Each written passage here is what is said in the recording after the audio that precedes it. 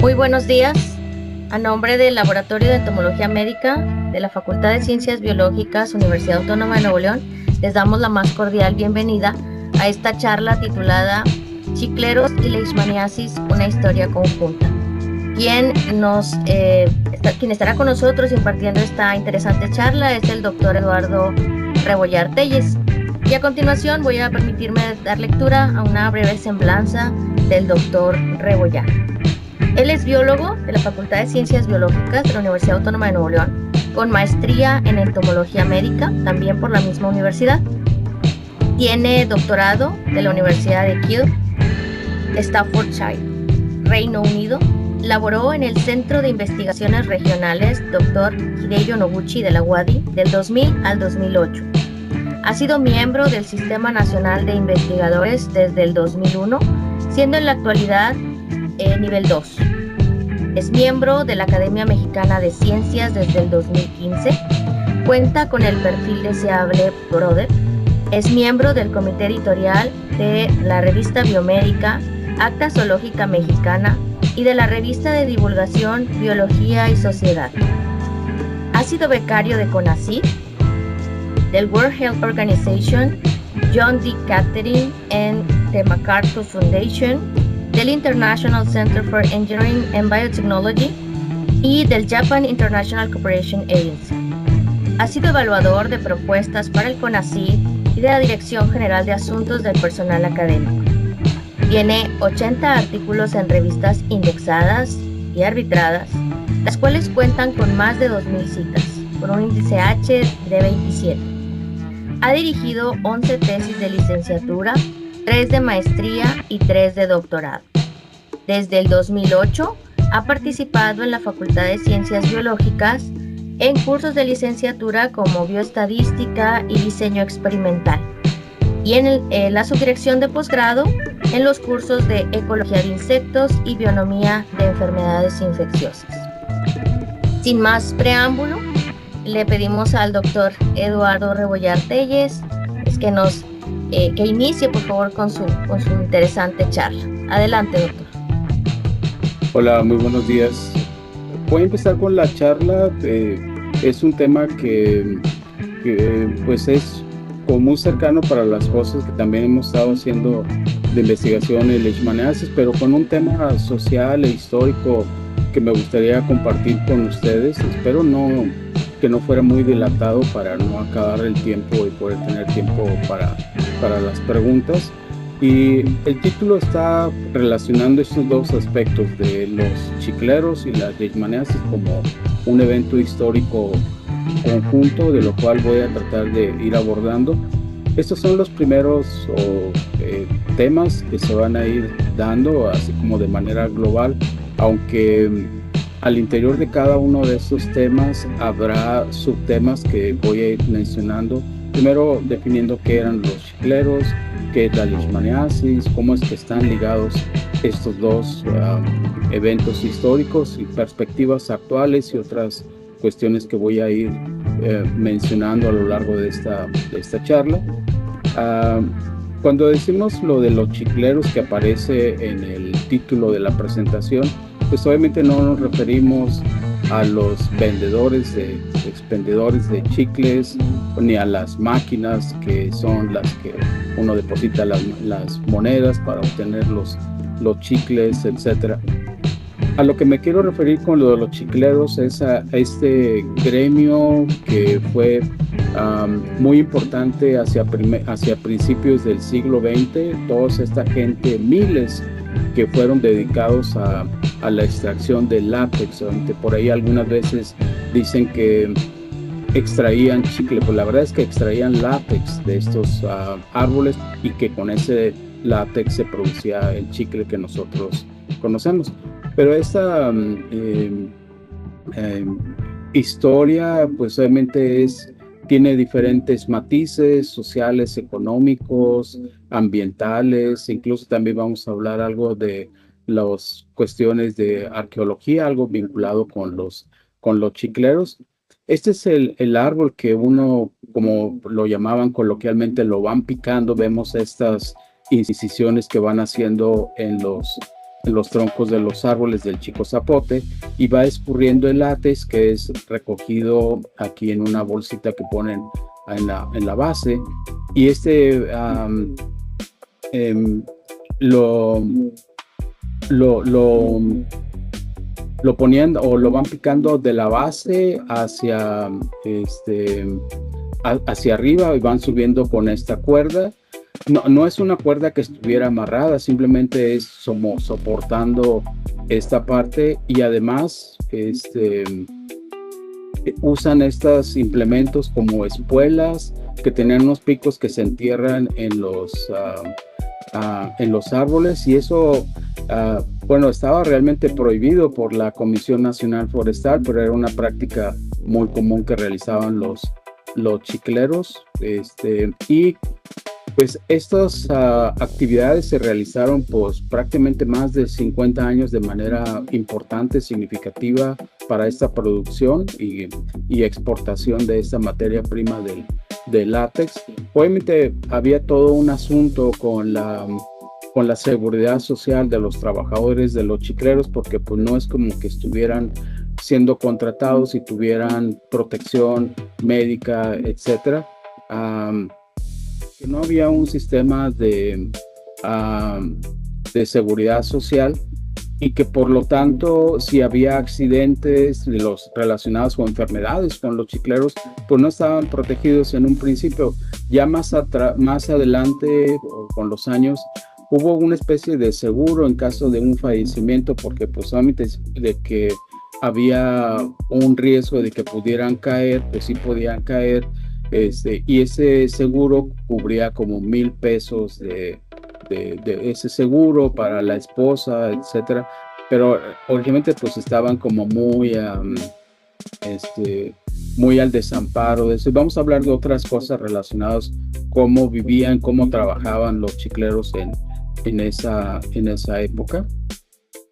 El chico zapote, que es el nombre común del árbol de donde se extrae este látex, es de la especie Manicara zapota, de la familia Zapotaceae, que es un árbol de alta talla, de más 40 o hasta 40 metros de altura, con un diámetro de altura del pecho de 1.5 metros. Es de lento crecimiento este árbol, y produce un fruto, y ese fruto pues es el zapote, que en maya le denominan ya, mientras que al árbol en sí mismo en maya le denominan como sayá. Y esta madera del chico zapote, dado que es de crecimiento muy lento, es una madera muy densa, muy pesada y pues también muy, muy dura. Entonces el fruto, aparte de que es comestible para nosotros los humanos, pues también representa una importante fuente, un recurso alimenticio para todas aquellas especies de vertebrados o invertebrados que viven en el dosel, y que pues obviamente eso pues es un recurso que siempre ha estado ahí disponible para estas especies que viven en el dosel. Hay un libro de los doctores Pennington y Sarucán que este libro menciona los árboles tropicales en la descripción, en los aspectos de taxonomía, pero también proporciona mapas de distribución, y podemos ver que estos mapas de distribución para Manicara zapota ilustra una distribución conocida en la parte del Golfo, en los estados de Veracruz, de Tabasco, el estado de Campeche, de Quintana Roo, una parte de Yucatán, y unas franjas en la región del estado de Chiapas. Esa es la distribución de la especie como tal aquí en el país. Ahorita les comentaba que la madera del chico zapote, por ser densa, pesada, y es una madera muy dura, fue favorecida para ciertos aspectos de construcción. Por ahí se cita una obra que dicen que encontraron un dintel en unas ruinas de Chichén Itzá. Algo se menciona también con las ruinas de Sibachén, que están acá en Quintana Roo, pues a unos 200 kilómetros al este de las ruinas de Calakmul. Pero de los autores de este libro de Chicle, de Matthews y Scholes, mencionan y ilustran esta como portal tallado en madera. Esta madera es de Chico Zapote, y esto lo encontraron en las ruinas de Tikal, en el norte de Guatemala. Y aquí podemos ver claramente que esta madera de Chico Zapote pues está labrada para ilustrar un guerrero maya claramente ataviado con sus elementos de guerra, etcétera, y otros ahí símbolos, códices, que eso pues obviamente está resguardado, pero pues imagínense, para tantos años de estar expuesto a los elementos, pues todavía sobrevivió esta talla, ¿no? En un libro que escribió un ex chiclero de apellido Salavarria Gutiérrez, ahí menciona que lo del chicle viene desde los náhuatl, o de la parte de la palabra chicle, como la conocemos, viene de este vocablo citli, que significaría como algo o una cosa pegajosa, y que era un hábito común entre los aztecas mascar este cicli para una función aséptica, para limpiarse la dentadura después de las comidas. Y esto viene reiterado o corroborado por lo que mencionan los autores Matthews y Scholes de 2009, donde ilustran esta figura de una representación de un azteca mascando el cicli, que es una representación que está contenido en el Códice Florentino. Y aquí está la referencia de donde está ilustrado esta parte, ¿ven? Aquí voy a hacer una breve descripción de cómo nace el chicle como una industria muy poderosa. Hay dos historias un tanto inverosímiles. La primera de ellas, que es la que han citado algunos autores, dice que en los periodos de presidencia del general Antonio López de Santana, cuando invadió Texas y particularmente ahí en San Antonio, tuvieron la batalla la famosa batalla del Álamo, donde fueron derrotados los norteamericanos, y que además, bueno, pues esa batalla ocurrió en 1836 y fue una batalla dolorosa que perdieron los norteamericanos, porque también se perdió la vida de un explorador muy famoso en esa época de nombre David Crockett. Entonces, a partir de eso, el ejército norteamericano, y esto sí es un hecho histórico, que se reagrupó con el mando del general Sam Houston, fueron en persecución del ejército de Santa Anna y les dieron alcance, y fueron derrotados en la localidad de San Jacinto, en Texas. Ahí en San Jacinto, Texas, Santa Anna fue capturado. Hasta ahí es la parte histórica y que es comprobable, ¿verdad?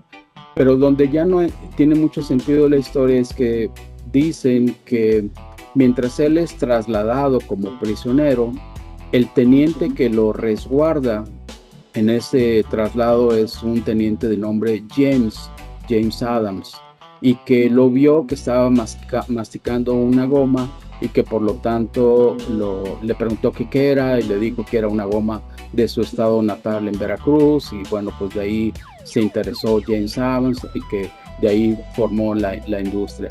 Pero obviamente no hay corroboración de esta parte, y lo mismo lo dice en su tesis de ingeniero forestal un autor de apellido Jiménez, en 1951.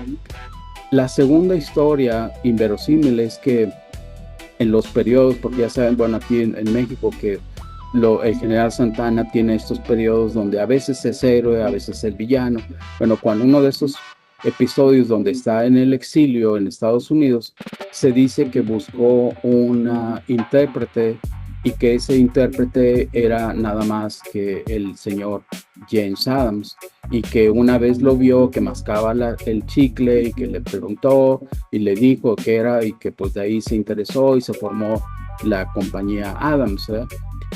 Pero esta historia no es sustentada por nada de documentación, y la que se puso a investigar más en este detalle fue la autora del libro del chicle de Matthews y Scholes, bueno, Jennifer Matthews, que es la primera autora, pero ellos se involucraron en revisar toda la documentación de biografías, documentos legales, etcétera, y se dieron cuenta que el traductor que tenía cuando iba a Nueva York, el general Santana, pues no era Adams, era otra persona plenamente identificada, pero que además la conexión con los Adams, con Santana, no era con James. James es el hijo del señor Thomas Adams.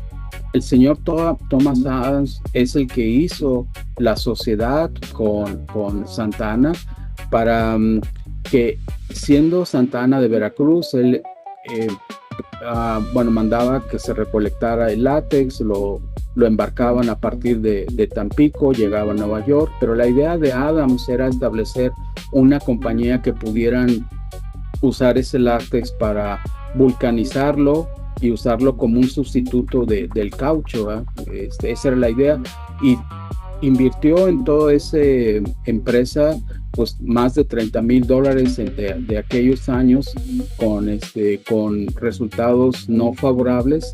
Entonces en algún momento pues se deshace la sociedad, Santana se va por su lado, y el señor Thomas Adams es el que pues todavía tiene ahí algo del material, de materia prima para continuar. Bueno, lo dejó guardado para hacer otros esfuerzos, pero ya la sociedad ahí casi se había deshecho y se había gastado casi todos sus recursos.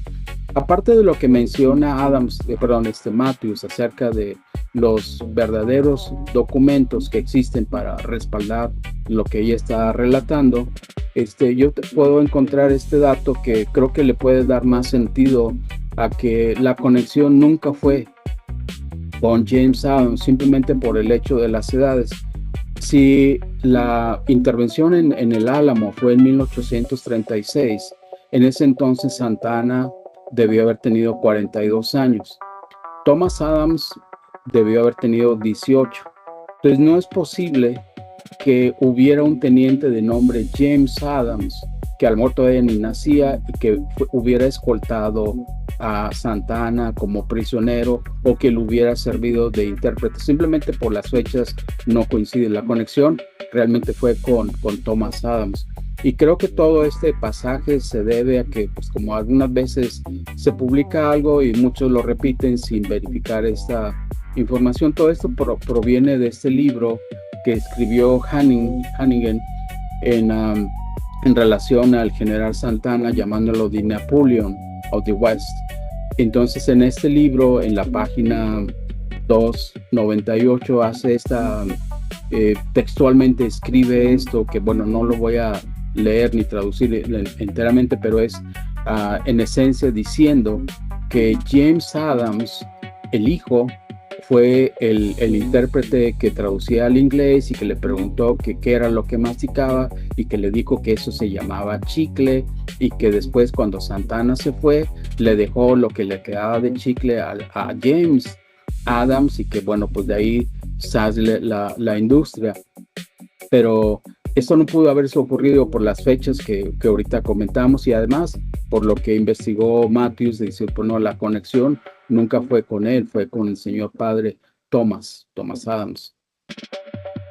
Entonces, regresando a la historia con el señor Thomas Adams, después de que se rompe la sociedad con Santana, de una manera casual, netamente fortuita, entra un día a una botica y ve que el boticario le vende unas especies de bolitas de parafina a los niños que las mascan, y él le dio curiosidad y le preguntó al boticario si podía masticar una de ellas, Y sí, pues era algo que no tenía sabor, pero simplemente era por mascar, que lo que les llamaba la atención a los niños. Pero cuando Thomas, lo prueba esas bolitas de parafina, se da cuenta inmediatamente que él tenía ahí una muy buena oportunidad, porque la resina del chico zapote era mucho más suave, y también se le ocurrió que le podía añadir sabor a eso para hacerlo más atractivo.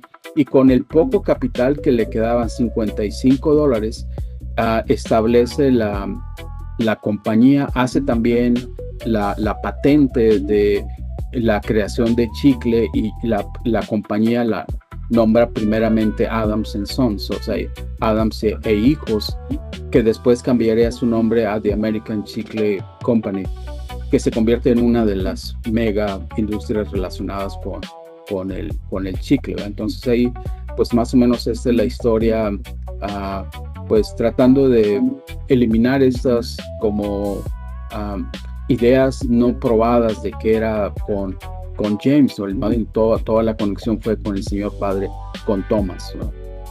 Pero la American Chicle Company no estuvo sola en esta industria.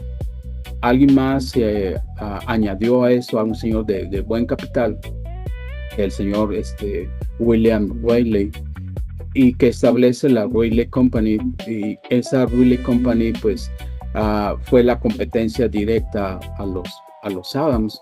Adams también ha tenido también mucho éxito al crear una de las gomas de mascar más populares, el sabor Tutti Frutti. Ese fue muy exitoso y las ventas se dispararon por mucho, pero le seguía en corto la compañía Wrigley, que pues su respuesta directa fue el tener ese Juicy Fruit con otros sabores de menta como el Spearmint o el Double Mint, que pues fueron de grandes éxitos comerciales en esta compañía.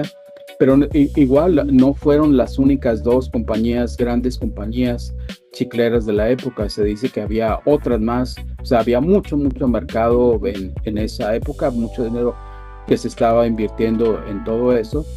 Y regresando con los Wrigley, con William, pues tenía tanto dinero y que lo que le estaban generando las industrias del chicle, que en un momento dado adquiere o compra el equipo de béisbol de Chicago, los Chicago Cubs, y además de comprar el equipo, también establece el estadio. Obviamente este estadio está en el mismo sitio, pero bueno, no es exactamente el mismo de aquellos años, pero se mantiene en el mismo lugar.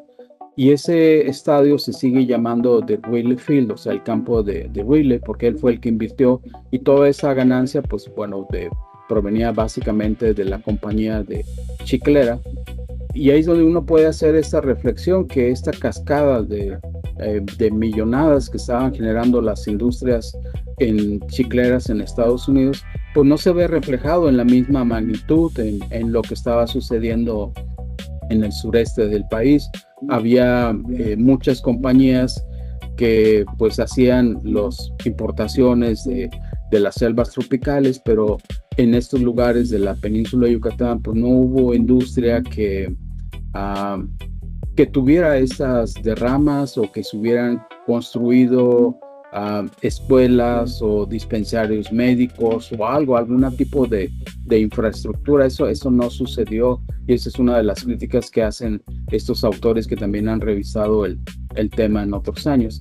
Hubo alrededor de 26 compañías chicleras en Estados Unidos que en su magnitud, en los años de buen auge de estas ventas, el valor comercial en esos finales de 1938 aproximadamente, estas compañías representaban al menos $100 millones, que no sé cuánto equivaldría en moneda actual, pero era una gran riqueza que se estaba extrayendo de aquellos años con estas ventas de los chicles. Ahorita dijimos que el Malicara Zapota está en su distribución pues en los estados de Veracruz, de Tabasco, una parte ahí en Chiapas, pero los de mayor calidad siempre fueron, en términos de látex, los que estaban en la península de Yucatán, en el estado de Campeche, de Yucatán o de Quintana Roo, y que había como dos variantes de ese látex, uno blanquecino, denominado Sakyá en maya, o el otro de tipo rojizo, Chakyá. Entonces, estos dos eran las variantes y estos eran los lugares donde había la mayor calidad en la extracción de látex. Y en el periodo de principios del siglo XX, entre 1914 y 1918, que ocurrió la Primera Guerra Mundial, al menos el ejército de Estados Unidos incorporaba raciones de chicle a todos los soldados que iban a combatir como parte de sus raciones fundamentales, y eso incrementó mucho la demanda y los precios del chicle. Se hablaba que, por ejemplo, muy a principios de las extracciones de látex, el precio que se pagaba por quintal de látex podía oscilar entre 5, fue aumentando a 10 pesos, 15 pesos, 20, hasta alcanzar un pico por ahí en los 40 de pagar más de 80 pesos por quintal. Y obviamente eso, pues entre mayor demanda, pues también se iban aumentando los precios de la materia prima. Hubo muchas concesiones para cooperativas, para otros bienes que, pues para la extracción de madera, pero también por lo de chicle. Esta es una ilustración que viene en la tesis de ingeniero forestal de Jiménez de 1951, donde, bueno, aquí reporta cómo estaba fragmentado en las concesiones para todo eso. Recordemos que en esa época Quintana Roo ni siquiera era un estado parte de México, era más bien como un territorio, ¿verdad? Y había esas divisiones y permisos para explotar el látex del Chico Zapote. Afortunadamente en la hemeroteca del estado de Yucatán pude conseguir el plano original del cual está basado esta ilustración de Jiménez, lo cual le da un poco más de sentido. Aquí vemos que hay una especie de colores en naranja que eran los como territorios privados. Los que están en color verde eran los que estaban constituidos como ejidos, y todo lo demás como en rosa eran los terrenos federales, eran los terrenos que pues no había población y que eran los que podían ser concesionados para la extracción de látex. Obviamente eso es nada más para el estado de Quintana Roo. Bueno, lo mismo había para el estado de Yucatán o de Campeche. Había muchísima gente trabajando como chiclero, que ya decimos cómo eran estos chicleros. Y estos precios de irse incrementando por la demanda de este látex para la elaboración del chicle, pues se fue documentando que a través de los años pues fue incrementándose, pero no siempre a favor pues de los chicleros, ¿no? De eso lo se pudo rescatar a partir de esta obra, que es un álbum monográfico del estado de Quintana Roo, una obra de 1935, y en ese compendio que pues, ni siquiera lo encontré en el país, lo encontré en una tienda de libros usados en línea que está basada en San Francisco. De ahí pude conseguir ese y otro libro que voy a mencionar un poco más adelante. Pero de este compendio interesantemente mencionan esta formación de una cooperativa, la primera cooperativa de este tipo llamada PUCTE. Y el principio o el objetivo de la cooperativa era poder lograr que los propios chicleros organizados en una cooperativa pudieran vender de manera directa a los que llevarían el chicle a Estados Unidos sin la necesidad de intermediarios, porque en cada paso de intermediarios pues podría aumentar el precio del quintal de látex, pero no necesariamente les iba a tocar más dinero a los chicleros. Y eso ocurrió que en un momento dado la cooperativa PUCTE pudo vender el quintal a 43 pesos directamente, sin intermediarios. De otra manera hubieran ganado menos de 25 pesos por ese quintal, lo cual es una buena organización y poderlo vender de manera directa.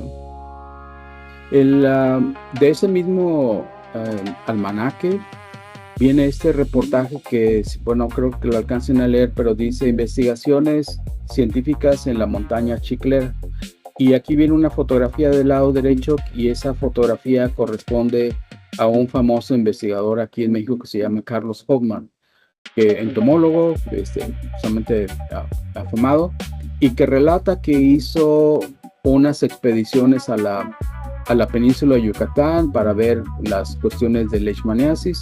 Aquí vemos que hay un chiclero que, bueno, no sé si aprecie, pero su oreja está claramente mutilada por las lesiones de leishmaniasis.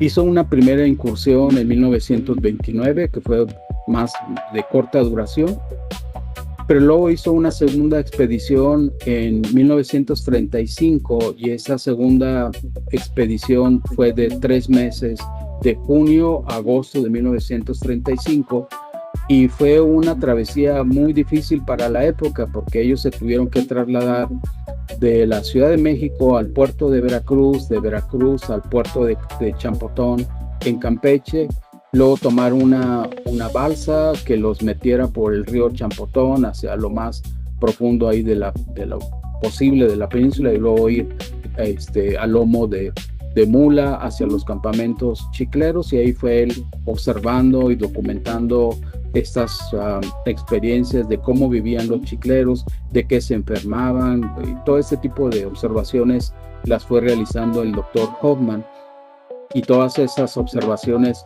las plasmó aquí en esta relatoría, en este artículo de 1936. Y bueno, ahí tiene algunas ilustraciones, yo solamente puse ahí una para ilustrar, pero interesantemente en lo que él menciona de con quienes se acompañó en este viaje, menciona que se acompañó de un estudiante de nombre Luis Vargas. El famoso entomólogo doctor Luis Vargas era su estudiante en aquella época, y además fue otro acompañante de nombre Matías Macías, que los que han visto ahí registros de que fue un ayudante de Luis Vargas y también en campo y en laboratorio, pues ahí están 3 personajes históricos en la misma expedición que fue realizada en 1935 en función del interés que había por lo de la leishmaniasis en la península de Yucatán. Esta extracción o el comercio de exportación de látex a las compañías norteamericanas en la península de Yucatán se llevó a cabo en los 3 estados, obviamente con menos participación de Yucatán, pero fuertemente por Campeche y el entonces territorio de Quintana Roo. Y vemos que hay desde los años que hay registros de 1919, pues hay unos aumentos de la producción y luego hay unos declives. Estos declives ocurren después de los 30. Esto tal vez pudiera estar relacionado por qué hubo una baja si la tendencia era hacia aumentar la demanda, y esto puede coincidir como consecuencia de la Gran Depresión que ocurrió en 1929 en Estados Unidos, que afectó pues a muchas otras partes del mundo, y cuando en los 40 se fue recuperando la economía, pues fueron aumentando más la demanda del látex del chico zapote hasta alcanzar un pico histórico, un pico que jamás se repetiría en la temporada de extracción de 1941 a 1942. En ese pico de extracción se dice que tan solo en la península de Yucatán hubo aproximadamente unos 8,000 chicleros distribuidos trabajando en la extracción de este látex, ¿no? Y luego pues eventualmente fue decayendo esta producción por causas que vamos a comentar un poco más adelante. Todo esto era destinado principalmente para la exportación, pero había un poco de esa materia prima que utilizaban las empresas nacionales para la producción de goma de mascar nacional, y había empresas basadas en la capital, en el estado de San Luis Potosí, aquí en Monterrey, y bueno, también hubo en Guadalajara. Y de lo que mencionan los lenguajes, cómo vivían los chicleros vivían en estos campamentos llamados hatos chicleros, que eran como estas construcciones que estoy marcando, y estas construcciones así muy simples, donde simplemente colocaban hamacas para dormir, las llamaban champas. El techo con el cual construían las champas eran hojas de algunas palmas denominadas guano. La paila, que era el caso donde cosían el látex, le denominaban la paila. El palo con el cual movían ese látex era el chasmol. La bolsa en la cual recolectaban el látex de los árboles le denominaban chivo. El machete le denominaban el pando. Y principalmente en los años de extracción del chicle, hubo mucho gente que fue traída de Veracruz, porque eran los que tenían experiencia principalmente de extracción de látex, y los fueron llevando a la península, ¿no? Y los locales, por el hecho de que venían de Veracruz, pues los llamaron en términos generales los tuxpeños, y luego ese nombre se quedó independientemente de que ni siquiera fueran del estado de Veracruz. Simplemente fue gente de otros estados que en la temporada de extracción iban a la península de Yucatán para trabajar como chicleros. Simplemente les denominaban los tuxpeños para diferenciarlos con los que eran los locales de la península. Entonces estas eran las condiciones muy rústicas en las cuales se mantenían estos campamentos chicleros. A veces había una cocinera, o a veces la esposa de alguien funcionaba como cocinera. Eran variantes cómo funcionaban estos hatos chicleros. Los chicleros han tenido fama de ser, o tuvieron fama de ser, pendencieros, alcohólicos, violentos, etcétera, siempre con una connotación negativa, que no niego que estos incidentes puedan haber pasado en tantas temporadas de extracción, pero lo que recalca aquí en su trabajo la socióloga y antropóloga Jennifer Matthews es que también no se olvide que también hubo como una especie de núcleo familiar entre los chicleros, que había chicleros que iban con su familia para dedicarse a esta extracción y que fueran como su apoyo, tanto de preparación de alimentos o de compañía, etcétera. Pues al final los capataces solamente pagaban el trabajo desempeñado por el chiclero, y todo lo demás que consumieran su familia, pues él lo tenía que absorber. O sea, los capataces nunca absorbieron eso, a pesar de que la esposa estuviera actuando también como cocinera. Entonces, para eso, este hecho que nos señala Jennifer es que pues también había esos núcleos de familiares de apoyo en todo este trabajo, ¿no? El látex que se extraía de los chicozapotes, al final del día, un chiclero terminaba de trabajar entre 3, 4 de la tarde, regresaban desde donde estuvieran al campamento, y ahí tenían que vaciar todas las bolsas de extracción, ponerlos a cocer, ese látex. Y la cocción tenía varias funciones. Una era la eliminación del exceso de agua, también matar a las bacterias que pudieran degradar el látex, y también darle esa consistencia más parecida pues a lo que podríamos esperar de un chicle. Y luego ese mezcla todavía caliente se vaciaba en moldes, se le ponían la información del campamento, del chiclero en particular que lo había recolectado, porque de ahí se desprendía que cuánto se les iba a pagar a cada uno de los chicleros, y esas maquetas eventualmente eran recogidas por los arrieros y se iban trasladadas al lomo de mulas, y llevaban los centros de distribución, que eran varios en la península, sobre todo en los puertos. Y estas maquetas, como aquí vemos ya formadas, pues siempre llevaban un sello, ¿no? Para llevar la información al final de la temporada se le tenía que pagar a cada chiclero por los kilogramos de estas maquetas que habían recolectado, y además los capataces y todos que llevaban estas cuentas pues también tenían que ser como muy cuidadosos de que los pesos estuvieran bien delimitados y eso, porque pues ellos tampoco nunca querían pagar de más a los chicleros, ¿no? ¿Cuánta gente además intervenía además de los chicleros? Bueno, pues obviamente los chicleros, podría haber ayudantes que no tenían pago. Si tenían pago era a costa del chiclero, pero había los capataces que vigilaban los hatos o los campamentos chicleros, los arrieros, los pesadores, los que iban a pesar estas maquetas, los arrieros que eran los que llevaban las mulas para transportar la mercancía, aquellos que daban de comer a las mulas, los llamados ramoneros, los corraleros, los herreros, veterinarios, pues todos ellos relacionados con las mulas, que eran el transporte para sacar estas maquetas de látex. También había los bodegueros en los lugares de embarque, empleados de oficina, mecánicos y aviadores, porque había algunos lugares donde en lugar de sacar el látex en maquetas por mulas, lo sacaban por avionetas, y eso obviamente podía costar en apariencia un poco más, pero eso servía tal vez para tener o poder llevar la mercancía de una manera más rápida hacia los centros de distribución.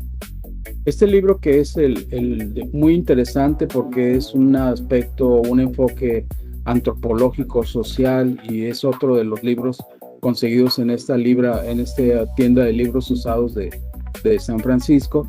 Una muy buena obra porque se metió en entrevistar antiguos chicleros, se metió a revisar el archivo que existía sobre los chicleros en el estado de Campeche, y realizó posiblemente reproducción y análisis de toda esa información. Y aún así la autora Ponce Jiménez nos comenta que Marta Patricia, que es la autora, nos comenta que aún en ese archivo del estado de Campeche, ella revisó una buena parte, pero que todavía le quedaron como unas 26 cajas de archivo muerto de material no organizado ni clasificado, o sea que todavía hay material que se pudiera revisar y analizar para poder estar haciendo otras interpretaciones. De ese libro de Ponce Jiménez, hay una página que a mí me llamó la atención, que es esta relación de los nombres de chicleros con los kilogramos que se les registraron, una columna que involucra si se les había dado anticipos previo a la temporada de extracción, o los gastos que se les hubieran cargado, de cuánto alimentos se les dio, etcétera, porque todo se les cobraba, ¿no? Además, por parte de los capataces. Al final pues les quedaba un saldo favorable en esta columna, o algunos que tenían pues todavía al final de la temporada, en lugar de haber ganado, pues perdieron dinero. Bueno, estos ya no los vamos a mencionar, pero estos de aquí que tenían un saldo a favor me llamó la atención, y pues los hizo un muy breve análisis estadístico, y nos dice que de todos ellos que tenían un saldo a favor, el promedio era de 421 pesos, con un mínimo de alguien que en toda la temporada ganó solamente 18 pesos, pero hubo un extremo que alguien que ganó 1,200, que por aquí está este dato, 1,249.70, lo cual es bastante bueno, considerando que lo que ellos ganaran en esa temporada de extracción de chicle era lo que les tenía que durar para todos los otros 6 meses que no había extracción de chicle, ¿verdad?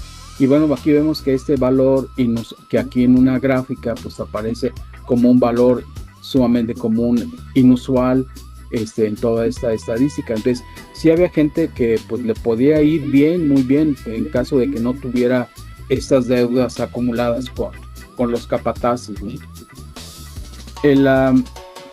La diapositiva que estaba explicando era sobre el declive de la producción de chicle que ocurrió hacia finales de la Segunda Guerra Mundial. ¿Y por qué ocurrió esto? Pues porque ya no les daban esos suplementos a los soldados. Se calcula que por año, durante la época de guerra, a los soldados norteamericanos se les surtieron al menos unos 600 millones de paquetes de chicle, que todas las compañías norteamericanas dedicadas a producir chicle, todas tenían que cooperar para mandar esos implementos a los soldados, pero al terminar la guerra ya no hubo necesidad de ello.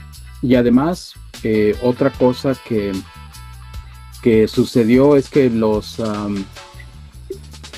norteamericanos encontraron una manera de mezclar el látex original con otras resinas y añadirles un poco de glicerina, aceites vegetales, sabores, como para generar ese chicle, tal vez de menor calidad, pero pues ya no costaba tanto. Y luego también el daño que se fue ocasionando y la sobreexplotación del recurso por tantos chicleros, o los miles que hubo en muchas temporadas, y que además se decía que los árboles tenían que dejarse descansar 5 años antes de volverse a picar, pero a veces no ocurría eso y se volvían a picar en 2 o el siguiente año. Entonces eso fue afectando también la calidad y la producción de látex que se extraía. Y en un momento dado, cuando salieron todas estas versiones sintéticas de chicle, pues todo el mercado se fue sobre ese lado. Ya no se ocupaba el látex original para producir chicles en la industria. Hay unos libros que se han publicado con relatos, solamente son novelas, son personajes ficticios, pero que han sido escritos por personajes que estuvieron en esos ambientes relatando, conviviendo, y que pues algunos de ellos pues se convirtieron en documentales, como el de Ramón Beteta. Aquí el libro de esta obra ficticia de Claudio Martín, del autor Luis Rosado Vega. Bueno, Luis Rosado Vega fue un poeta y escritor yucateco, bueno, que también es conocido por haber escrito la letra de esta famosa trova yucateca de Peregrina, que relata el amor del gobernador de Yucatán, Felipe Carrillo Puerto, con la periodista norteamericana Alma Reed. Entonces, en estos libros lo que se relata es las vivencias de esos personajes ficticios, pero pues que reflejan que lo que sucedía en esos lugares pues solamente se pudo haber observado con alguien que visitara estos campamentos chicleros, así como también el libro de Concha de Villarreal. Este libro, que está del lado derecho, es de un autor llamado Omar Rey. Ese libro lo conseguí de una manera muy accidental, dado que por ahí había visto ese título, pero nunca conseguí la editorial o quién lo publicó, hasta que en algún momento, investigando un poco más con la Secretaría de Cultura del estado de Quintana Roo, pues me condujeron con el teléfono de la familia y hablé por teléfono, y la esposa que me contestó me dijo que pues que sí tenía esos libros publicados, pero que él los había impreso por su propio recurso, no tienen registro, etcétera, y que él ya había fallecido, pero que además no se llamaba Omar Rey. Omar Rey era su seudónimo y su nombre era Juan de la Cruz. Y bueno, pues en algún momento pude ir a ver a la familia, y pues platicando ya con ellos y de todo su historial del señor, pues resulta que pues él, siendo originario de pues lo que era antes el poblado de Payo Visto o Payo Obispo, que después se convirtió en Chetumal, pues él en sus vivencias pues fue alguien que le gustaba escribir, aunque no tenía una carrera profesional para ello, y él mismo se pagaba estas impresiones de libros que a él le interesaban, que pudiera compartir con sus amigos, etcétera, como este de Relatos Chicleros. Y tengo otro libro ahorita en mis manos que habla sobre la ciudad de Payo Obispo, pero en la contraportada dice algo muy interesante, dice el señor Omar Rey, dice ha sido obrero, balsero, marinero, maquinista, chiclero, policía, delegado de tránsito y además músico en una banda que se llamaba Los Juglares de Chan Santa Cruz, o sea, un personaje muy variado y pues obviamente le gustaba escribir estos relatos y estaba ese de los chicleros, pero también estaba este sobre el famoso Sisimite, que es como una especie de versión tropical del Yeti o Sasquatch, Bigfoot o como le queramos llamar, este ser grande, primate que por ahí deambula, etcétera. Entonces por ahí algunos muy antiguos sí reconocen ese nombre entre la gente de los poblados que fuimos a ver y todo. De ese libro, pues obviamente no tiene ilustraciones, ¿no? Ni nada. Entonces, de ese libro, a mí me interesaba poder tener una ilustración de eso y le pasé el texto a una de mis exalumnas de biología allá en Yucatán y pues con la idea que yo no le di una pauta de cómo hacerlo ni nada, simplemente que usar sus grandes dotes artísticas y pues en realidad de su imaginación salió esta representación que pues a mí me gusta mucho porque sí refleja este ser grande, peludo, muy fornido y que está en una selva tropical. Y al mismo tiempo algo que me llama la atención de esta ilustración es que pues no le ves el rostro, lo cual le da un aire de misterio, pero al mismo tiempo que sí te da curiosidad, pero tampoco quisieras que te volteara a ver, ¿no? Y este dibujo lo estoy presentando por primera vez y es obra de la bióloga Paola Balán Briceño, a quien le agradezco esta ilustración del famoso Sisimite. En el cine nacional hay unas obras que han hablado acerca de los, pues no sé, películas que son o comedias o dramas que ocurren en campamentos chicleros, pero pues obviamente son personajes ficticios. Por ahí tienen algunas escenas de chicleros verdaderos, no sé si sean tomas que hicieron para la película o hayan sido tomas de archivo, tomadas y que pues todo lo demás ocurre en sets cinematográficos. Bueno, aquí las menciono porque en algún momento hablan de los chicleros, tanto esta de Silvia Pinal o esta donde interviene Dolores del Río. Una que me gusta más es esta, que pues es una película totalmente filmada en Chichén Itzá, que se llama La Noche de los Mayas, del director Chano Urrueta, con los muy jóvenes artistas de aquella época, Arturo de Córdoba, Estela Inda, que luego alcanzó fama internacional por su papel en la película Los Olvidados del director Luis Buñuel, así como Isabela Corona, etcétera, ¿no? Entonces, de esa película que refleja una comunidad maya en Chichén Itzá, que luego es visitada por gente que quiere explotar el chicle y de ahí se desarrollan pues una serie de diferencias y también de amores, etcétera, pero hablan mucho de cómo era la vida en esos entonces en los lugares donde se llevaba a cabo la extracción de látex en eso. Si tienen la oportunidad de verla, está también pues con la gran fotografía de Gabriel Figueroa y del maestro Silvestre Revuestas, que hizo la composición de la música exprofeso para la película.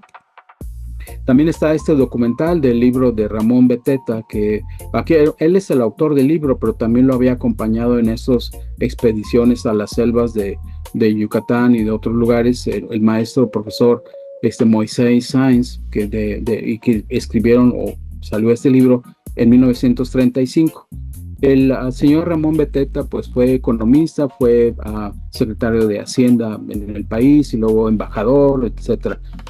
Y ese libro fue usado, así como estaba con la relatoría, para la producción de un documental a cargo del director Francisco del Villar, y ese documental afortunadamente lo pudimos conseguir ahí en la Filmoteca de la UNAM.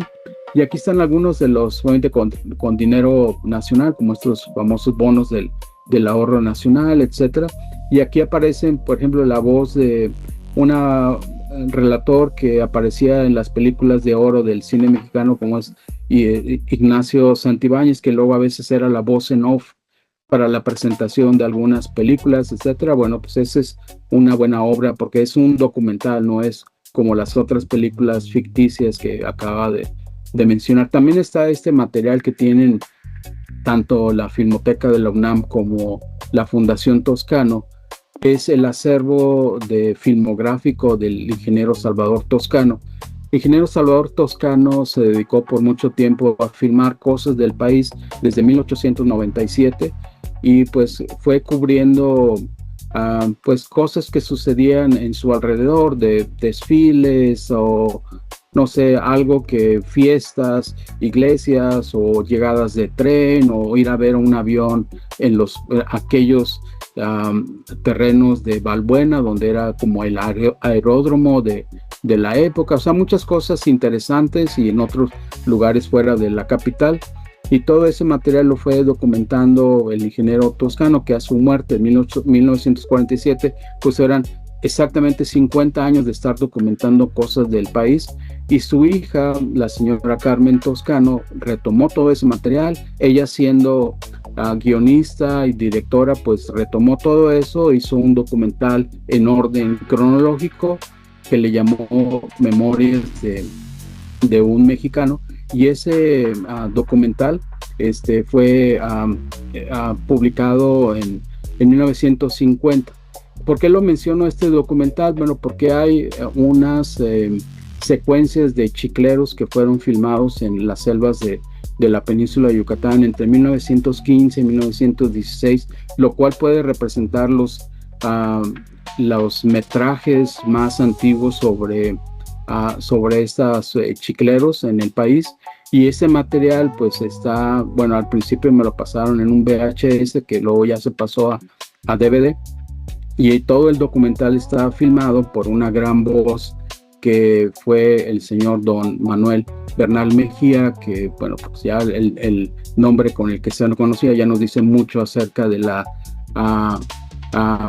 habilidad de locución del señor, que le llamaban el declamador de América. Él es el relator de este documental, y como un dato adicional es que podemos decir que el señor don Manuel Bernal fue o es el abuelo materno de nuestro colega y amigo el doctor Sergio Ibáñez Bernal, ¿no? Eso lo podríamos comentar como algo adicional.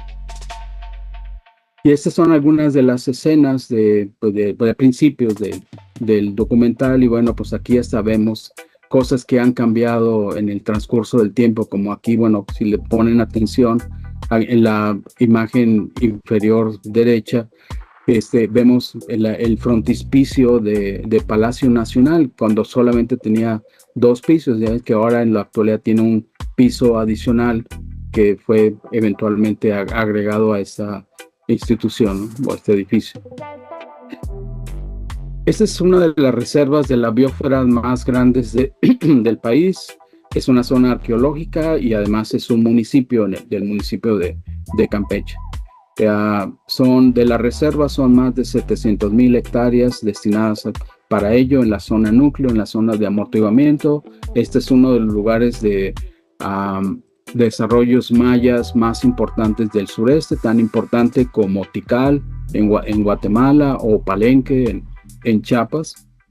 ¿Y por qué lo mencionábamos esto aquí? Bueno, pues entre toda esa extracción de chicle fueron los chicleros, o un chiclero en particular, el que descubrió esto y lo informó el día exactamente, y lo se sabe, el 29 de diciembre de 1931 se lo informa a un botánico que trabajaba para la compañía de extracción de madera y de chicle de nombre Cyrus London.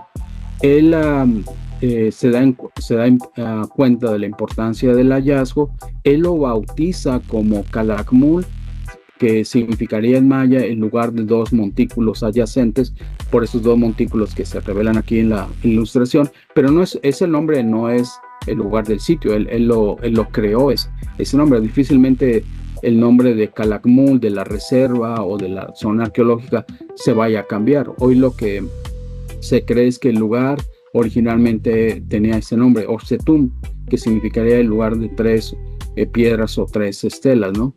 Entonces el botánico Londel se da cuenta de la importancia de este hallazgo y lo reporta a un arqueólogo de formación que estaba haciendo excavaciones en ese periodo en Chichén Itzá, en el estado de Yucatán.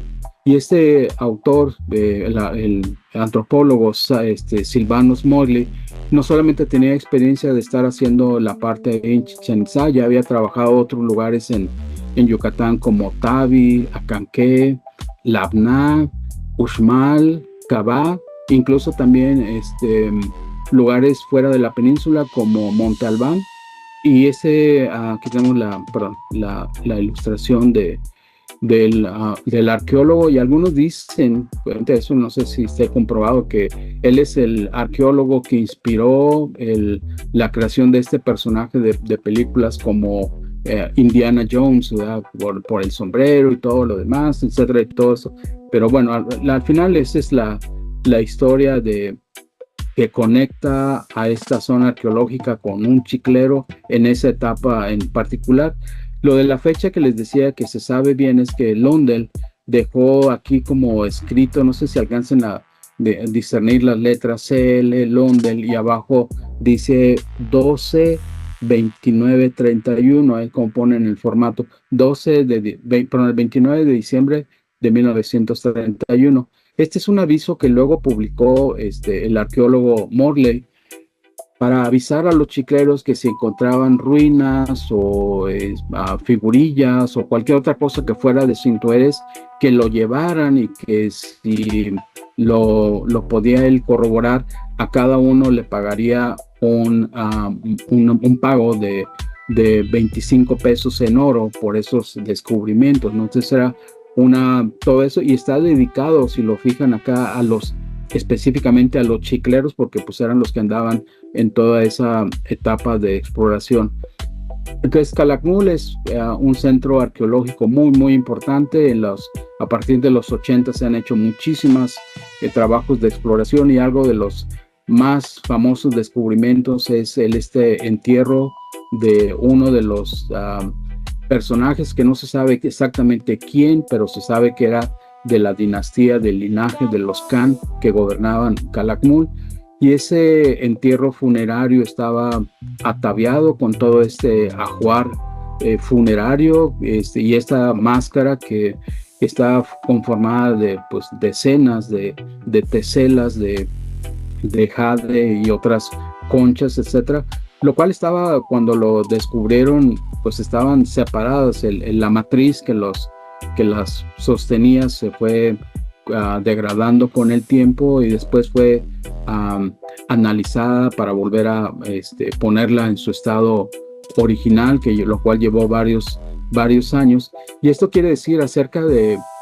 tener una máscara de este tipo, es un signo de alto estatus del personaje que estaba ahí enterrado. Recordemos que en la península de Yucatán no hay jade, ¿no? Este jade de esta máscara tuvo que haber venido de un yacimiento tal vez del estado de Chiapas, ¿no? Entonces ese es uno de los... Y esta máscara, bueno, si alguien la quiere, está exhibida en el Museo de Historia en el centro de Campeche capital.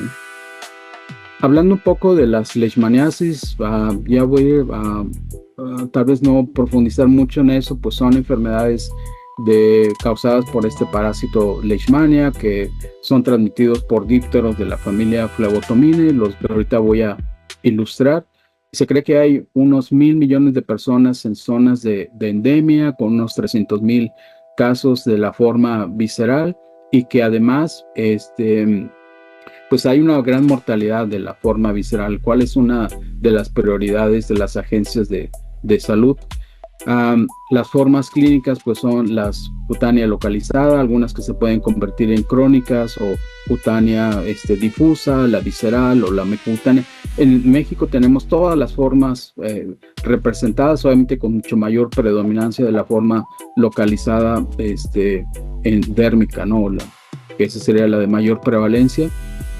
Este es el vector de las diferentes especies de Leishmania, un flebotomino, que hay varias especies que en un momento lo vamos a comentar. Son hematófagos, solamente las hembras se alimentan de sangre. El tipo de alimentación es telmófago, es decir, que cortan la piel para extraer la sangre que se forma en ese pequeño charco de sangre.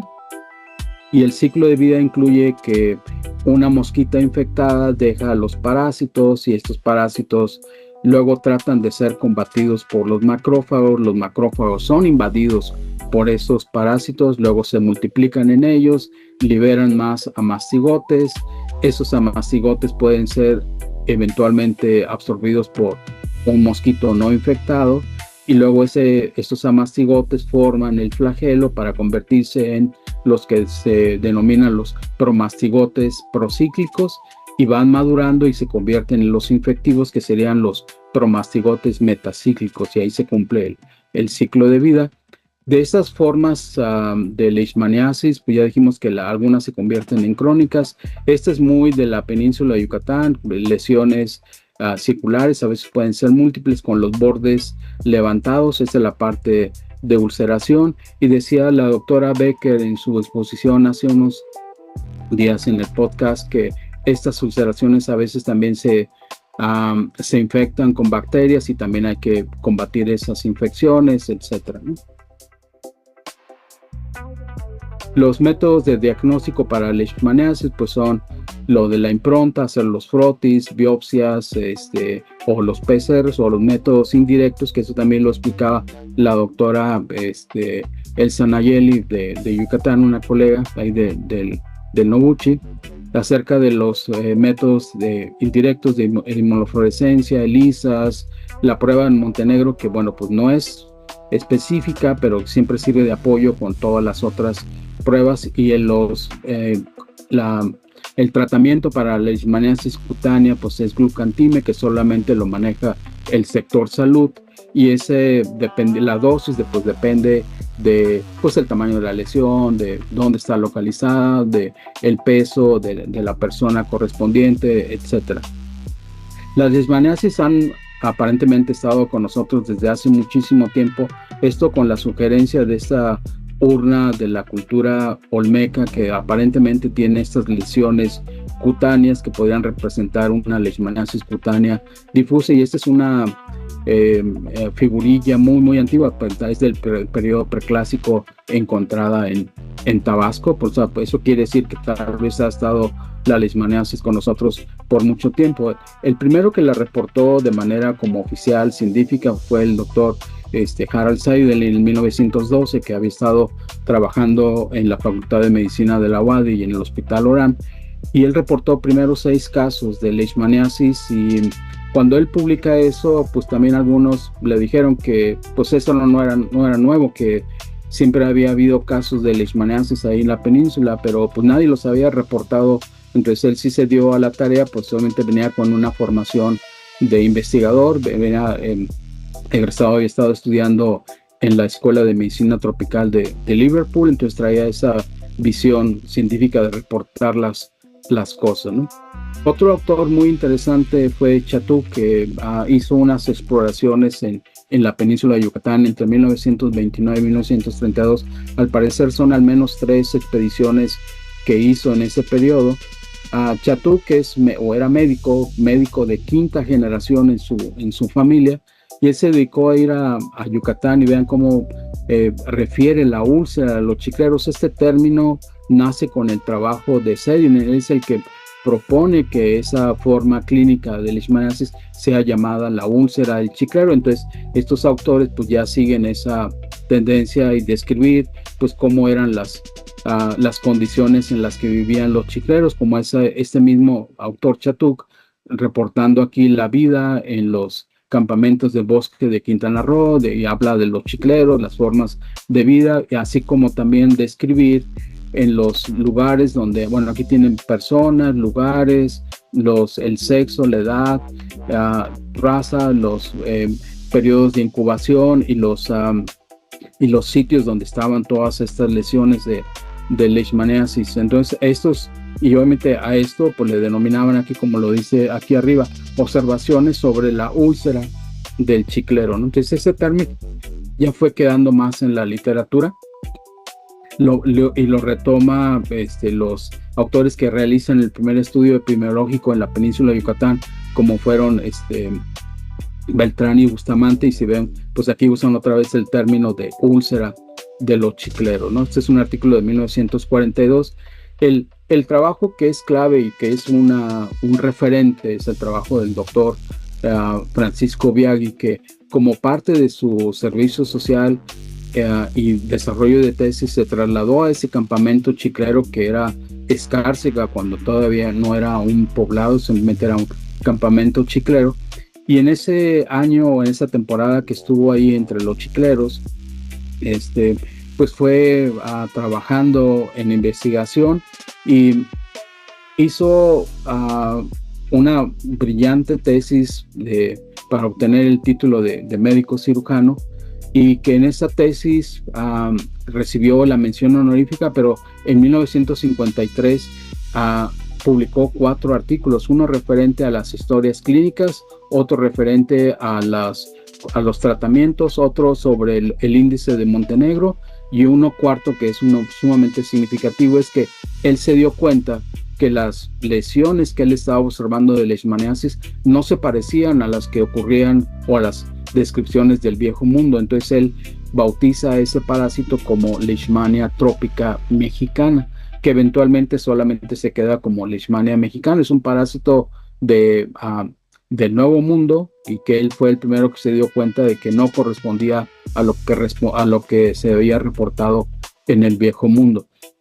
Entonces, cada vez que escuchemos el nombre de Leishmania mexicana, pues estamos escuchando el nombre del doctor Francisco Biagui, ¿no?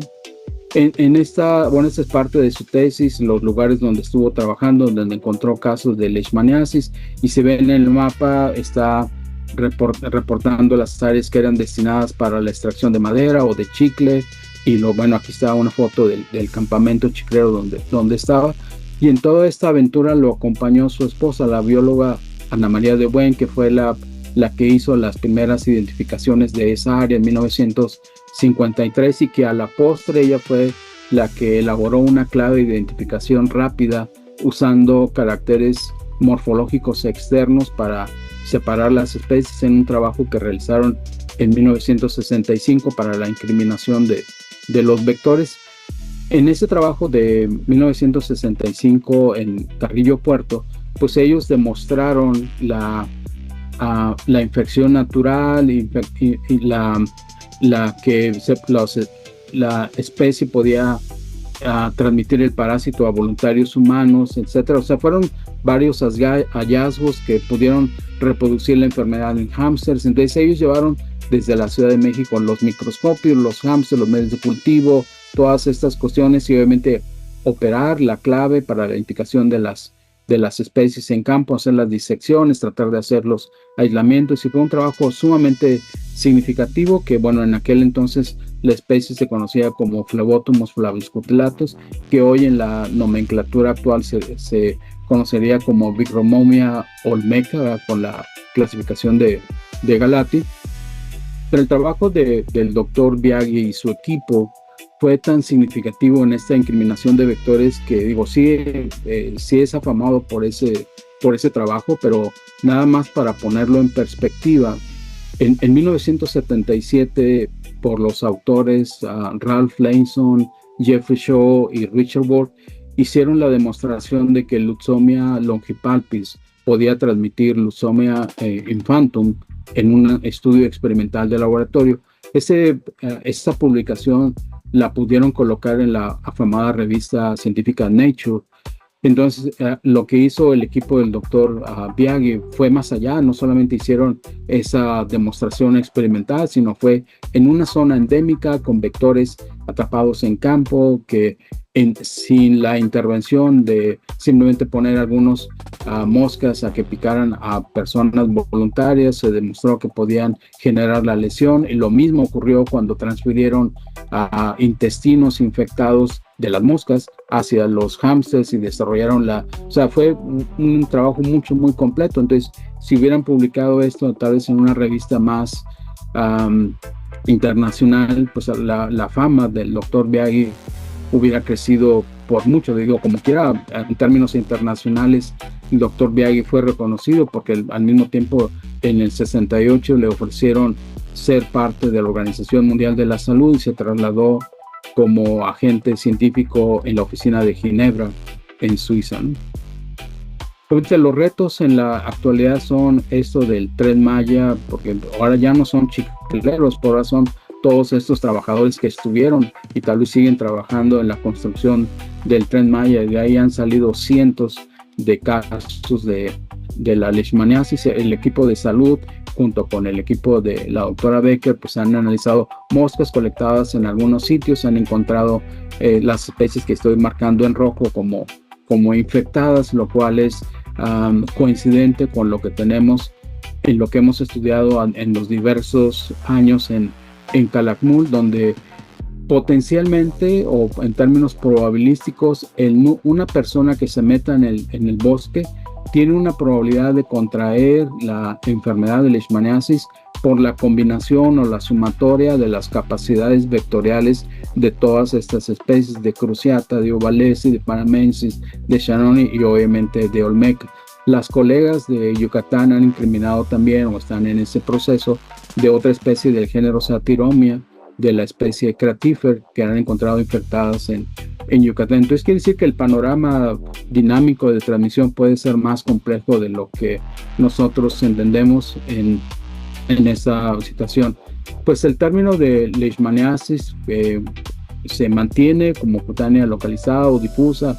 El término de úlcera del chiclero pues tal vez ya no se usa mucho en la literatura, algunos todavía lo siguen usando, pero la actividad pues es que está prácticamente ya inexistente. Bueno, algunas remanentes que voy a comentar. Ahora sería el riesgo de contraer leishmaniasis, un riesgo ocupacional entre arqueólogos, biólogos, ingenieros forestales, biólogos, exploradores, militares, cazadores, todos aquellos que se meten en las selvas. Todas las formas de la enfermedad están presentes en México. Se cree que hay como quiera un subregistro de los casos que están ocurriendo en diferentes sitios. En el 2006 se declaró el 1 de junio como el Día Mundial de las Leishmaniasis, motivo por el cual nuestro laboratorio y el Instituto Nacional de Salud Pública, bueno, pues hicimos algunos eventos al respecto. Y pues obviamente son tratar de tener mejor vigilancia epidemiológica en todo esto, porque se habla de las enfermedades tropicales desatendidas, pero en realidad, pues de lo que deberíamos estar diciendo es que son los enfermos los que son desatendidos por no tener acceso a los diagnósticos o a los tratamientos necesarios. Hay estos reportes de todavía comunidades de chicleros que hacen un esfuerzo por sobrevivir, tanto en Quintana Roo, vendiendo chicle de una manera artesanal, tal vez con un valor agregado, y que solamente lo venden ellos sin intermediarios, y que es una producción limitada, pero tal vez para mantener viva la actividad de los chicleros en estas comunidades todavía en el estado de Quintana Roo. ¿Qué perspectivas podemos tener? Bueno, que siendo una enfermedad desatendida, necesitamos tener más foros de atención, y que esos foros de atención, pues uno de ellos lo realizó la doctora Angélica Page-May junto con el doctor Carlos Marina del Instituto de Salud Pública, específicamente en el Centro Regional de Investigación en Salud Pública, con este podcast en el cual amablemente nos invitaron a participar, y que necesitamos más eventos de este tipo para seguir con estas funciones, y que la Organización Mundial de la Salud tiene ahorita como una prioridad los casos de leishmaniasis visceral. Dijimos que las cifras más o menos rondan entre los 300,000 casos por año, y la mayoría de ellos son mortalidades, especialmente los que ocurren en África del Este, Sudán y otros países alrededor de ello. Entonces hay una gran iniciativa porque esto, al menos minimizar estas mortalidades en una zona altamente conflictiva. También quiero agradecer, haber podido conocer tanto a la bióloga Ana María de Buen como al doctor Biaggi, y haber compartido algunas de sus experiencias, pues no solo científicas, sino de cómo fue esa experiencia de estar en los campamentos en 1953 en Escárcega, y luego su trabajo en Quintana Roo, etcétera. Y dentro de esas aportaciones está este video relatando el descubrimiento de de la especie como transmisor de un flebotomino, como transmisor de Leishmania mexicana, que hizo o fue editando el doctor Biaggi usando fotografías y algo que tenía de filmado tal vez en películas de 8 milímetros cuando estuvieron en Felipe Carrillo Puerto. Hicieron este documental, y ese documental, bueno, pues sí me lo regaló, pero con una petición de que no lo transmitiera o no lo compartiera hasta que él lo hiciera oficial, ¿no? Entonces, ese hecho de que si lo hizo o no lo hizo oficial, pues yo tengo desconocimiento de ello, porque desgraciadamente luego la salud del doctor Biaggi fue desmejorando, etcétera. Entonces yo nunca he reproducido este material y bueno, pues siguen en espera de poder tener alguna autorización por parte de su familia para eventualmente pues compartir estas escenas que son pues son un tesoro, ¿verdad? Porque realmente no esperaba que hubiera ese material de esas épocas.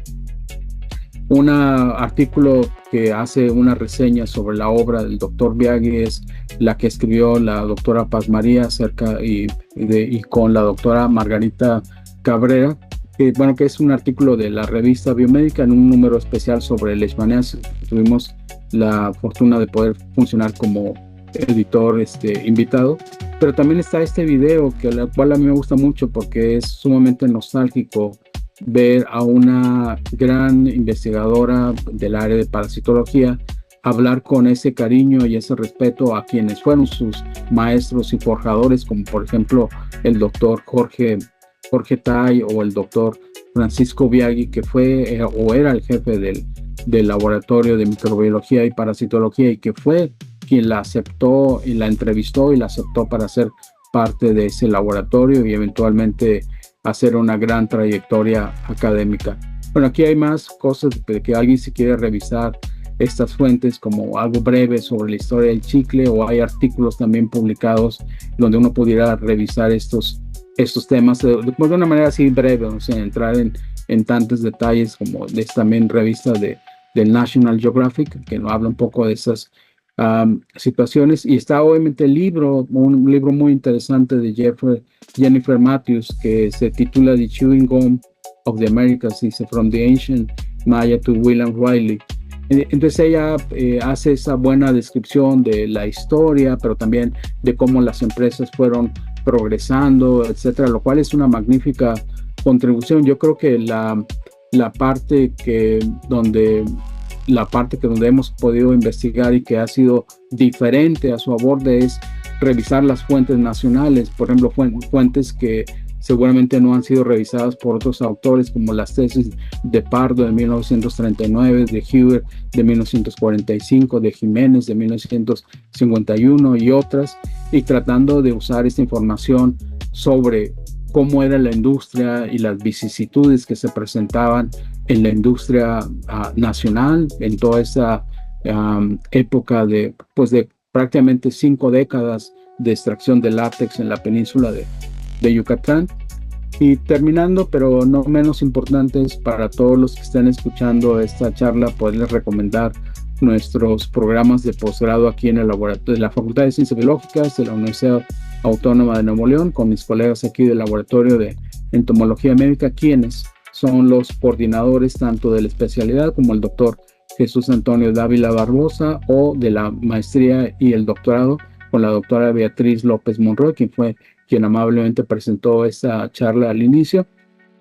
Y alguien que esté interesado en estos programas por ejemplo, que trabaje para la Secretaría de Salud o estén interesados en hacer un tema de investigación, pues siempre pueden acercarse a nosotros a través de ellos o a través de nuestras redes sociales para ver lo de los programas de posgrado, pero también las cosas que se realizan en el laboratorio, tanto en las páginas de Facebook, una que está como página y la otra que está como grupo. Cualquiera de ellas dos la pueden ser visitadas, así como las páginas de Chagueros, donde es para cosas de Chagas, esta que es para Leishmania y Chagas, y esta que habla más sobre un contexto histórico, sobre cosas relacionadas sobre pioneros en la epidemiología, entomología médica, parasitología, etcétera. Cualquiera de ellas también son completamente bienvenidos a visitar, opinar y compartir.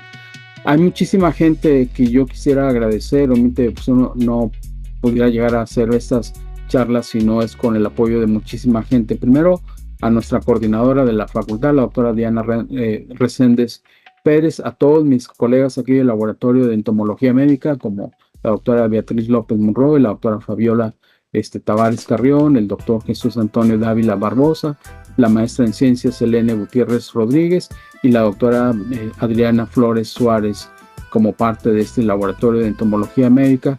Como colegas, bueno, aquí puse unos nombres, pero la lista es más larga que ellos, ¿no? Por ejemplo, el grupo de la doctora Becker, con quien hemos colaborado por varios años, también incluye a otras colegas que pues también han sido buenas amigas, como Miriam Bersunza, Cristi Cañeda, la doctora Magda Aguirre, el doctor Sergio Ibáñez, un apreciado y respetado colega con quien hemos trabajado también por años, el colega y cuate Ángel Rodríguez Moreno, mastólogo del Instituto de Biología, y con él vienen acompañados pues Gabo, otro buen cuate y compañero de mastólogo, el doctor Víctor Sánchez Cordero del grupo de Ciencias de la Complejidad, Chris Stevens y Constantino González, con el doctor Carlos Marina de Tapachula, Chiapas, pues también hemos tenido colaboraciones en estos temas de leishmaniasis, con los doctores que han trabajado en ecología química de flebotominos, como el doctor Julio Rojas o el doctor Alfredo Castillo, con quien hemos tenido un capítulo de libro sobre ecología química de flebotominos, una brillante estudiante, Oscar Miqueli Pacheco, que trabajó ecología química y luego morfometría geométrica con flebotominos, y que bueno, puede ser parte de sus comités de maestría y de doctorado, con la apreciada doctora Janine Ramsey, que viene acompañada con la doctora Angélica Pagemaker, pues pudimos colaborar en este tema de los diferencias de haplotipos que encontró Angélica con Luxomia cruciata en diferentes sitios allá en Chiapas, en su tema de tesis de maestría, con el doctor Francisco Hernández Cabrera, un matemático con el cual estamos trabajando aquí en la Universidad Autónoma de Nuevo León, la colega y amiga Nayeli Loria Cervera, que es la titular del Laboratorio de Inmunología, que lleva más de 40 años de laboratorio de estudiar la leishmaniasis en la península de Yucatán, y dentro de ese grupo pues también están Karina y Erika, las otras doctoras que están ahí apreciadas y que pues, colaboramos en varias publicaciones. Ella también, Anita, o la doctora Ana Celia, también está dentro de ese grupo y está desarrollando trabajos de ecología muy importantes en la península. Le agradezco al doctor Ildefonso Fernández y a doctor David Baum y el doctor Fernando Andrades por quienes creyeron en mí en una época de terminar la maestría y apoyar para que pueda hacer el doctorado y eventualmente que pudiera regresar a través del programa de repatriación a CONACYT de nueva cuenta al laboratorio del laboratorio del doctor Andrade, apoyado y con el visto bueno del doctor Fernando Puerto, quien era el director del Centro de Investigaciones Hideo Noguchi en aquella época, y que él fue quien hizo toda la gestión con el rector, el doctor Godoy, para que mi plaza pudiera estar en ese programa de repatriación.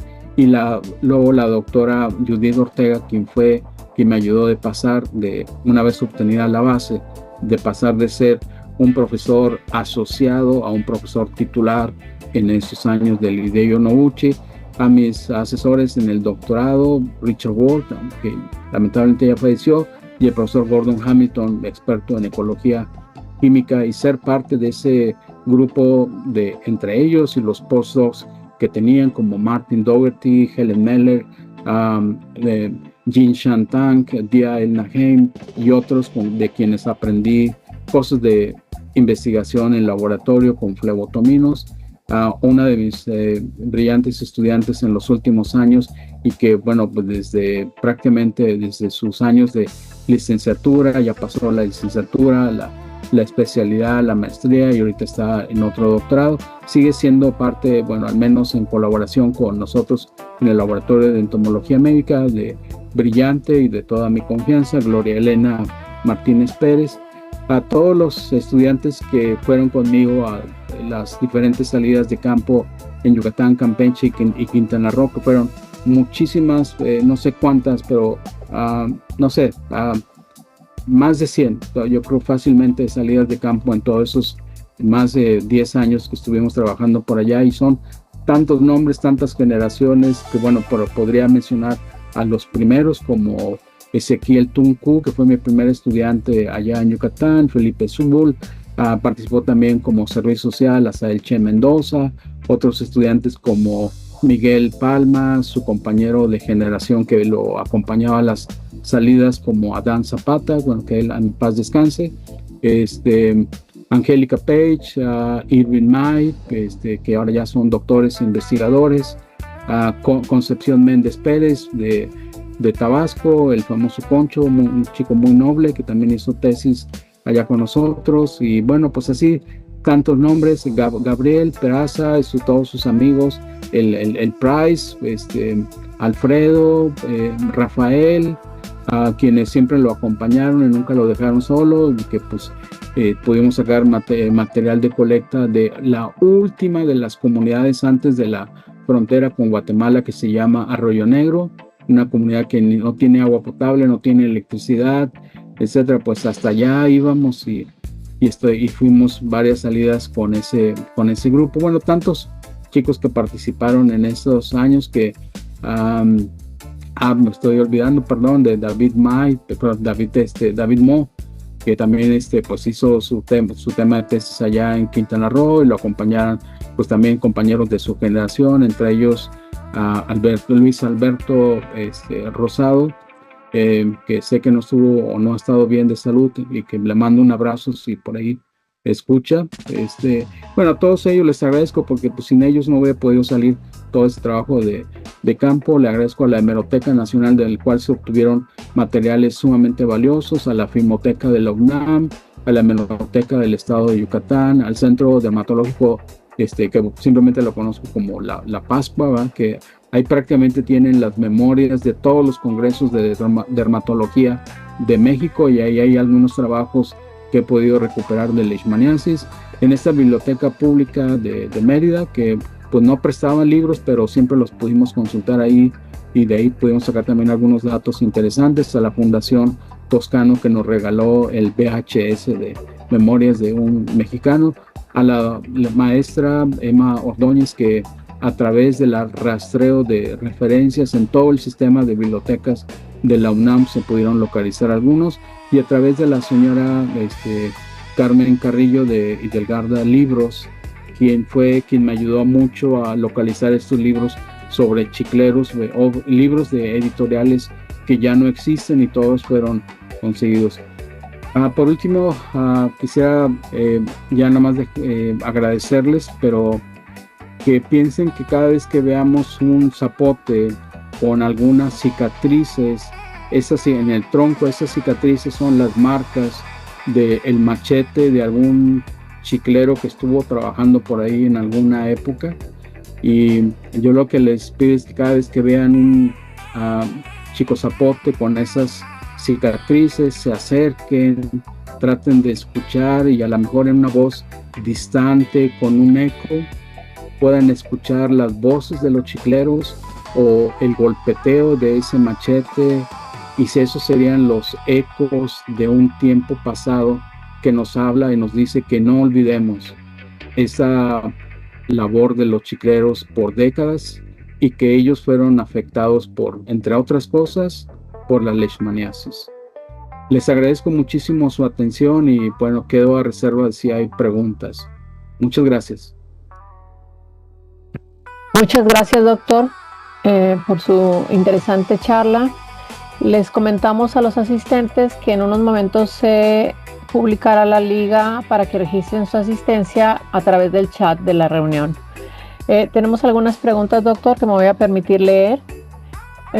Raúl Villanueva pregunta: ¿qué tan posible es una relativa inmunidad después de haber padecido y superado la variedad cutánea? No hay inmunidad. Esto también lo comentó la doctora Becker. Bueno, pues ella es inmunóloga de formación. No hay inmunidad. Si tuviste leishmaniasis, no quedas protegido para nada. Puedes tener una segunda en otro periodo, o en otro lugar puedes tener una infección. Gracias, doctor. Javier Carrión pregunta, ¿se han puesto en práctica medidas eficaces con repelentes o similares para prevención de picaduras de flebótomos en trabajadores chicleros? Bueno, ahorita no, ya no hay tantos chicleros, pero con la gente de campo, pues yo creo que los repelentes sí pudieran funcionar, pero en términos prácticos y reales, no creo que sea de mucha ayuda porque pues tendrías que estarlo aplicando de manera constante y además ellos tendrían que pagar los repelentes, cosa que dudo que lo estarían haciendo. Y otra cosa que tal vez pueda ser cultural, ¿verdad? Pero pues yo a mucha gente del campo ahí los veía que en tiempo de calor, cuando iban a trabajar, lo primero que hacen es se quitan la camisa y quedan totalmente expuestos, etcétera. Entonces, pues habría que hacer ahí toda una labor de antropología social para, al menos si no van a usar repelentes, pero que estén protegidos con ropa, ¿no? Otra pregunta de Randy Joel Rosado.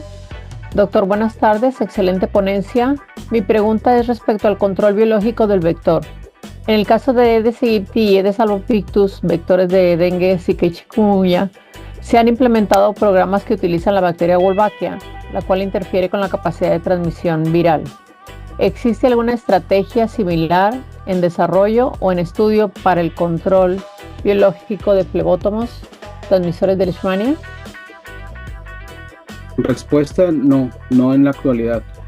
Wolbachia sí ha sido identificada en Lutzomia olmeca, que es una de las especies de importancia médica, primeramente por Oscar Micheri, que cité en algunos de los agradecimientos.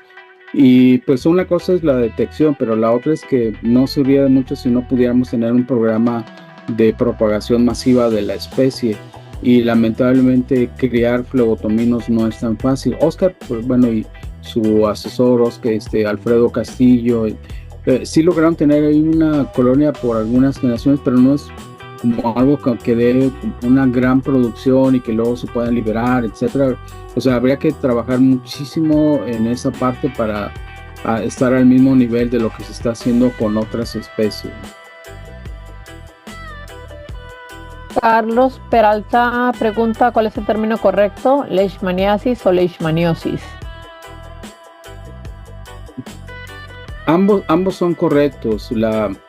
El nombre de leishmaniosis es de una propuesta que hicieron hace como más de 20 años en la Asociación de Médicos de Veterinarios o algo así internacional, que proponían que para las parasitosis usáramos la designación como un prefijo, el nombre del género o del parásito y la terminación osis.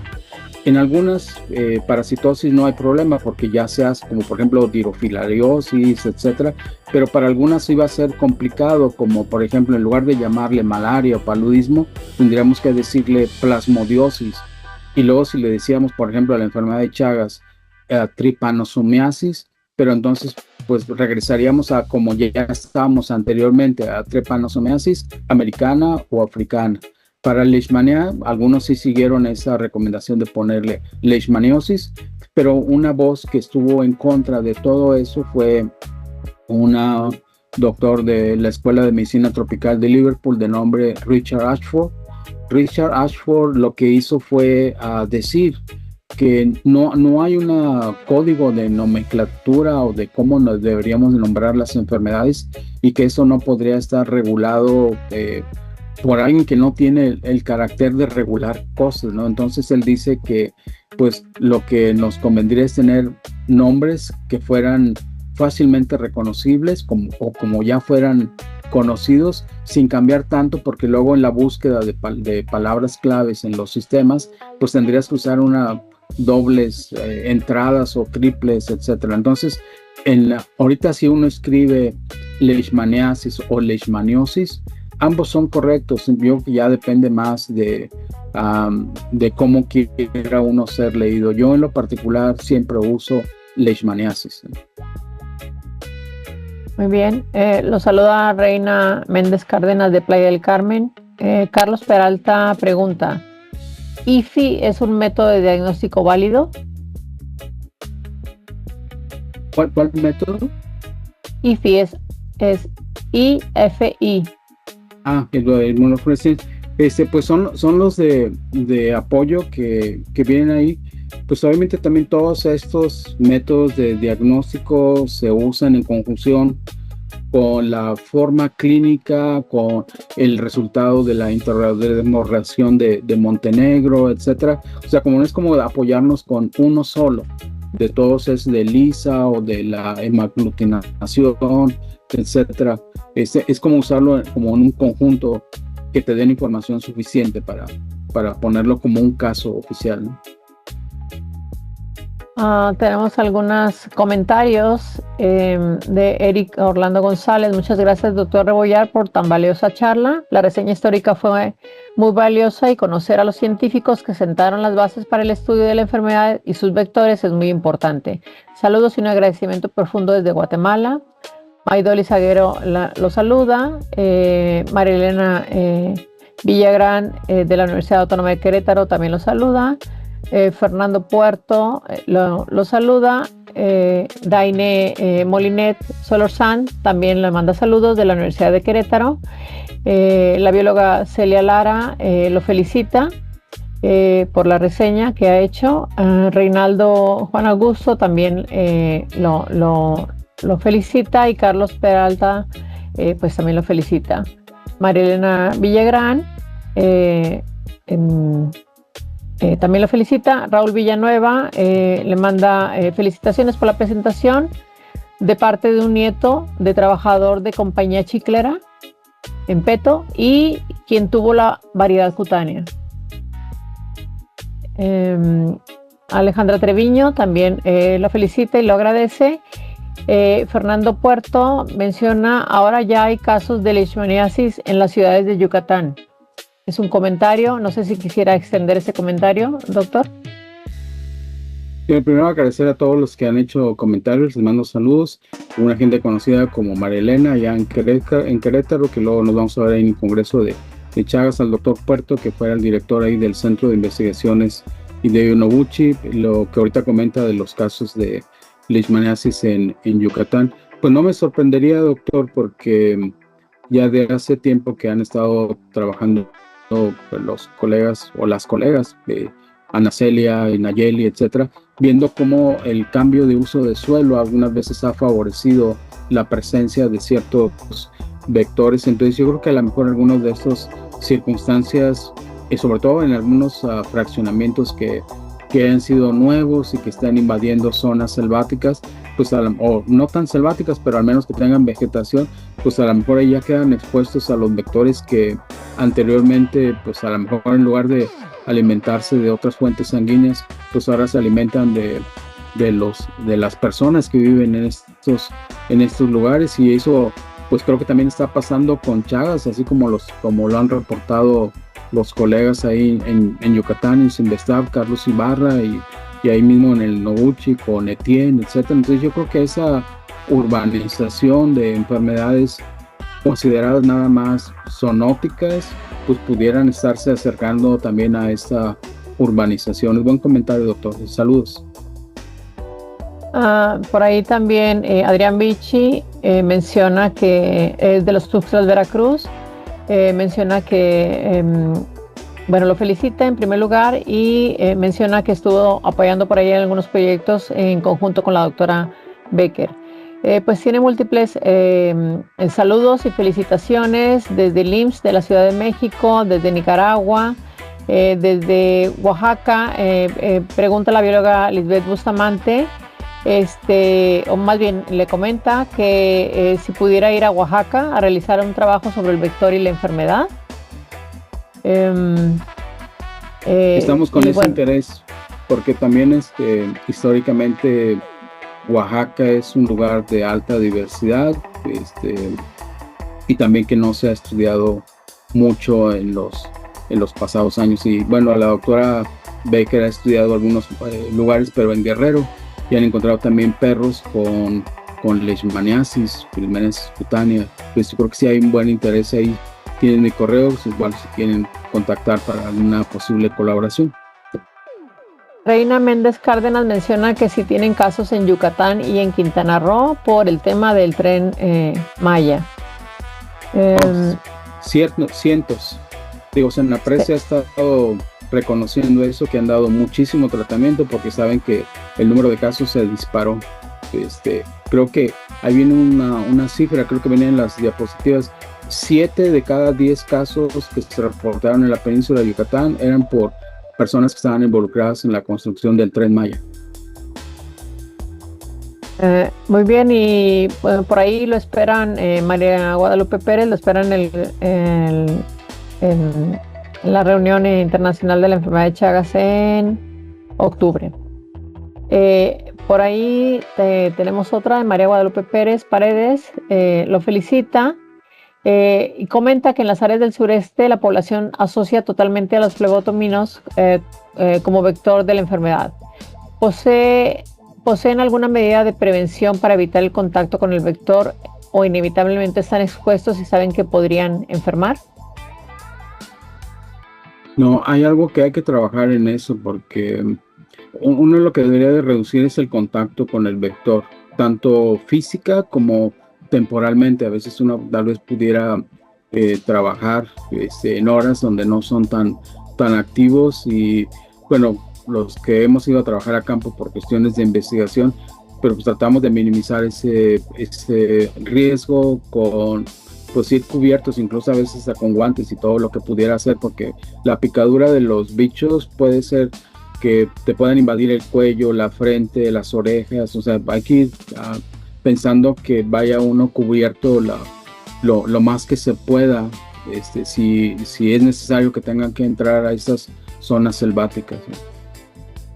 Son todas las preguntas, doctor. Pues muy bien, pues les agradezco mucho la atención, doctora Adriana.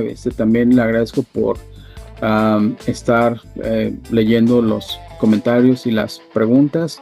Y pues aquí quedamos, a todos los asistentes de aquí en México donde hayan podido escuchar, ya saben que aquí en el laboratorio de Neumología Médica con cualquiera de nosotros estamos a la disposición de colaboraciones con este tema o con cualquier otro que les sea de su interés en temas relacionados con enfermedades transmitidas por vector. A todos ustedes les agradezco y les deseo un buen día.